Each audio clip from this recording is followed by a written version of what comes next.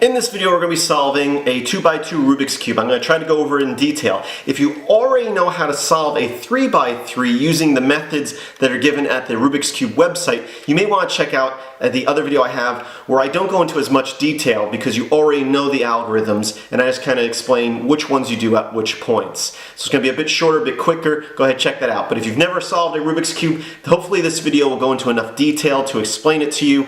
Don't give up. You should be able to solve it following these instructions and just practice over and over again, and eventually you'll get it, and you should be able to solve a 2x2 in under a minute once you learn how to. So let's get started.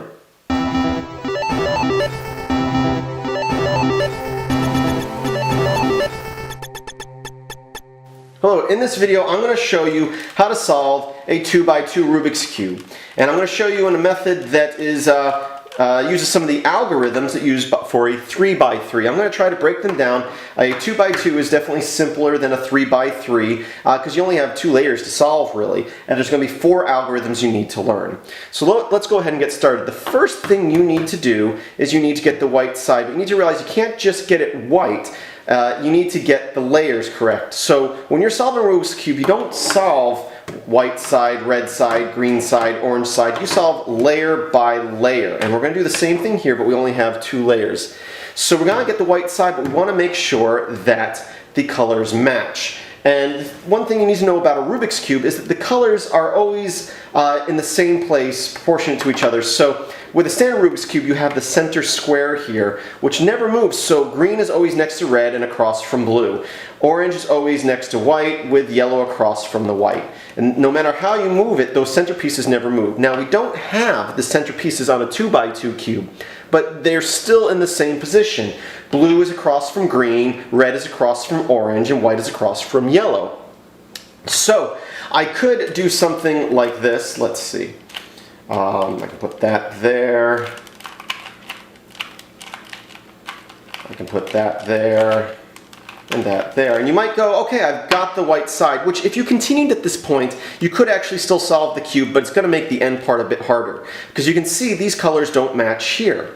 I want 2 green there, 2 red here, 2 orange here, and 2 blue here, or however they match up. So let's go ahead and fix this. I've already got 2 in the right place, that's easy enough to do. But what you need to do is you need to learn the algorithms. And the algorithm for doing the corner pieces is the same as doing the white corner pieces on the standard cube, and it's fairly simple. And so we have, when you're holding the cube a certain way, you're going to have a right side, a left side, an upper side, and a down side. And if I say to turn the right side, you're going to turn the right side clockwise. If I say right inverted, you're going to turn it counterclockwise. Same with the upper and the lower.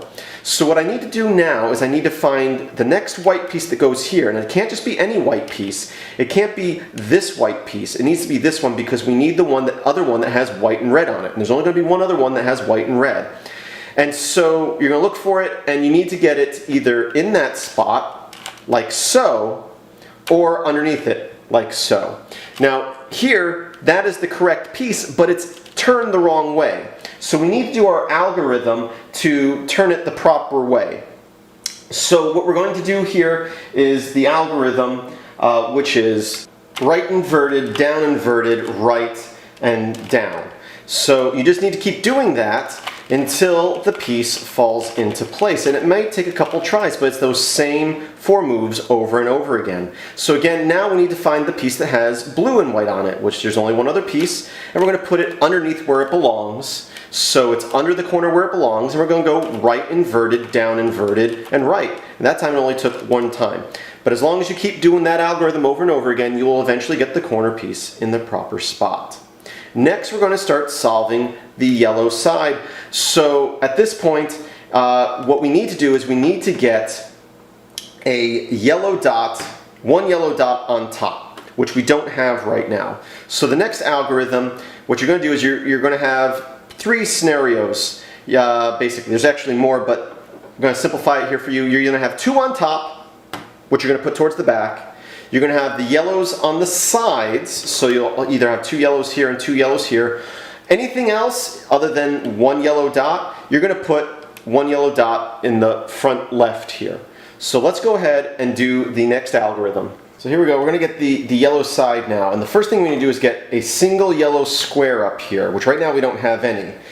You might not have any, you might have two diagonal, you might have two next to each other, or you have one, and we want to get one. So the way we get just one there to start off is we do one algorithm over and over again. And so again, you could have yellow squares on either side, yellow squares two in the back, anything else, put a yellow square up front here, and then you do this algorithm with those scenarios until you get a single yellow square on top. And so I'm going to say this because if I try to say it while I do it, I'm going to mess it up. But it's going to be front, right, top, right inverted, top inverted, front inverted. So front, right, top, right inverted, top inverted, front inverted.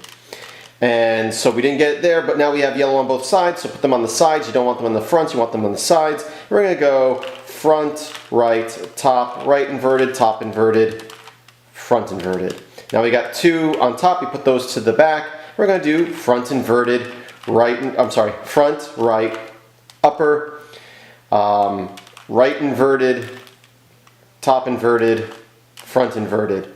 Again, we got diagonal, so we're just going to get a square up front here, just like we did when we had none. And we're going to go front, right, upper, right inverted, upper inverted, front inverted. So now we have one yellow corner piece on this side. And so looking at this side, we want to put it in the bottom left corner. And so what we're going to do now is we're going to do an algorithm which is right, upper, right inverted, upper, right, upper, upper, right inverted. And you might have to do that 2 times in a row, but again, it's right, upper, right inverted, upper, right, upper, upper, right inverted.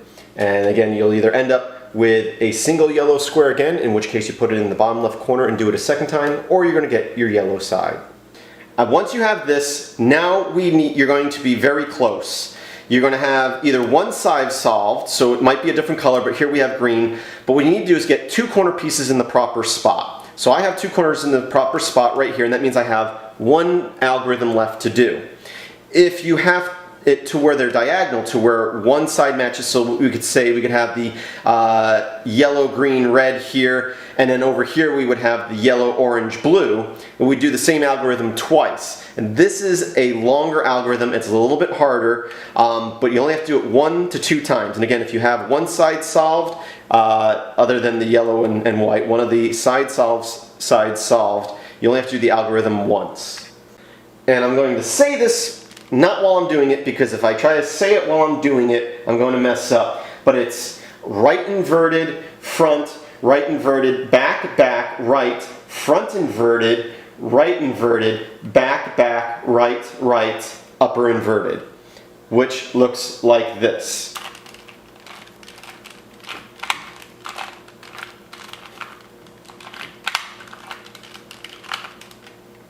And there you go. You might have to turn the colors to match there at the end, but you have a solved cube.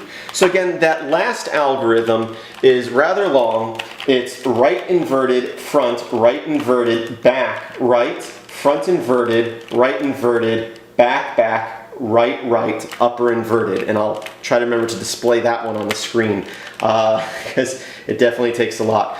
But once you learn how to solve it and you practice a little bit, it's not hard at all to do. And again, you should definitely be able to do it in under a minute. So that's it. I hope you enjoyed this video. I hope you visit my website, filmsbychris.com. That's Chris with a K. Check out the link in the description. And as always, I hope that you have a great day.